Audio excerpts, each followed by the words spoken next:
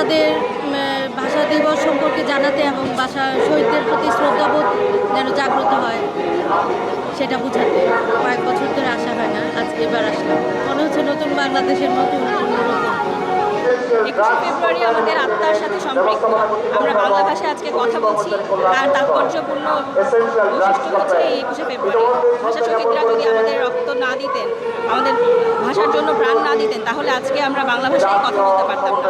বাচ্চাদেরকে ইনফরমেশনটা শেয়ার করে তারপরে এখানে নিয়ে আসা হচ্ছে, যাতে ওনারা বুঝতে পারেন এবং এই ফুল দেওয়ার তাৎপর্যটা কি, কেন আমরা ফুল দেই। এই ভাষা শহীদদেরকে সম্মান প্রদর্শন করে বাংলা ভাষায় কথা বলার অধিকারটাকে সমৃদ্ধ রাখার জন্যই আমরা বাচ্চাদেরকে নিয়ে এসেছি এবং তাদেরকে জানাতে চাই যে বাংলা ভাষা আজকে শুধু বাংলাদেশের না, সারা বিশ্বের আন্তর্জাতিক মাতৃভাষা দিবস হিসেবে স্বীকৃত।